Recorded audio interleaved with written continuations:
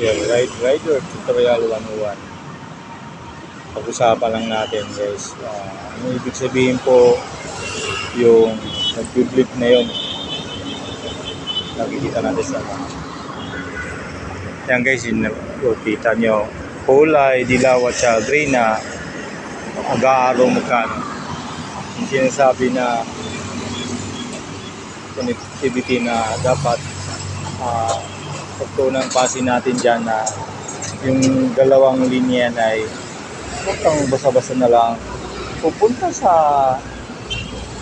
kanan kung nasa kaliwa ka na kasi nakalagay dyan 2 lane o dalawang linya na pwede mo pasukan at hindi mo pwede gawin yung ginagawa natin sa common secondary road na kung saan ka na lang lilinya.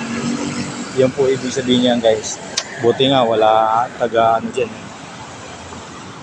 Sundin po natin yan. Mahalaga yan guys kung bakit nilagay dyan na ating MMDA o na government na isang warning sign ibabala sa ating mga driver.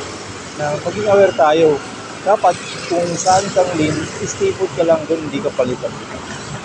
Kaya guys, nakuha, kung nagustuhan, like and share po ang ating discussion.